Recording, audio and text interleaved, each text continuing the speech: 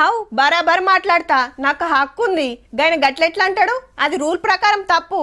నన్ను ఇడు ఉండొద్దంటానికి నువ్వెవరు? ఏడనైనా బతికే స్వేచ్ఛ ఉన్నది. నాకు నచ్చిన దందా వేసుకుంటా.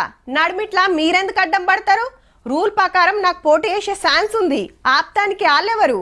ఇగో గిట్ల రూల్స్ మాట్లాడతారు, ధైర్యంగా కొట్లాడతారు. మరి గా హక్కు మనకి ఇచ్చింది ఎవరు? అంబేద్కర్ సార్ రాసిన రాజ్యాంగం.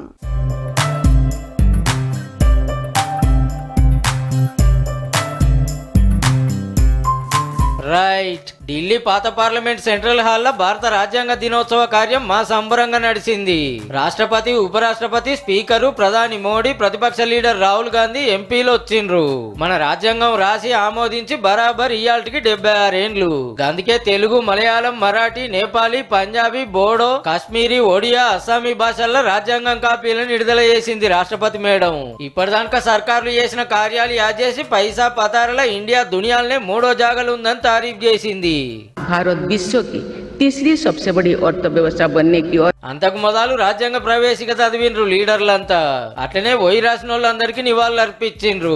ఇక పబ్లిక్ అంతా అంబేద్కర్ చూపెట్టిన తోవల నడవాలి, అదే ప్రజాస్వామ్యానికి పునాది. ఓటక్క అందరు ఆడకం చేయాలి, పతొక్క ఎలక్షన్ లో ఓటేయాలని ఉత్తరం బయటికి ఇడిచిండు మోడీ సారు. రాజ్యాంగం అంటే పోయి కాదు, వాళ్ళకి ఇచ్చిన వాగ్దానం అని పిటగుట్లే రాసుకొచ్చిండు రాహుల్ గాంధీ సారు. దేశమంతటా అంబేద్కర్ కు పూలమాల లేసుడు, ఈ స్కూళ్లు కాలేజీలలో సుధా జోరుగా సంబరాలు చేసిండ్రు. పట్నం బాగ్లింగంపల్లి అంబేద్కర్ లా కాలేజీలో జరిగిన కార్యానికి పెద్దపల్లి ఎంపీ వంశీ సార్ వచ్చిండు. అందరు పాలిటిషియన్స్ కూడా కాన్స్టిట్యూషన్ ఆఫ్ ఇండియా మీద ఒక చిన్న ఎగ్జామ్ పెట్టాలి. if we pass that exam, that means we are qualified enough to be there. 2 ఏళ్ల 11 నెలల 18 రోజులు పట్టింది అంబేద్కర్ సార్ రాజ్యాంగం రాస్తానికి. ఇవాళ మన రాష్ట్రం మనకైందంటే రాజ్యాంగం వల్లనే మరి.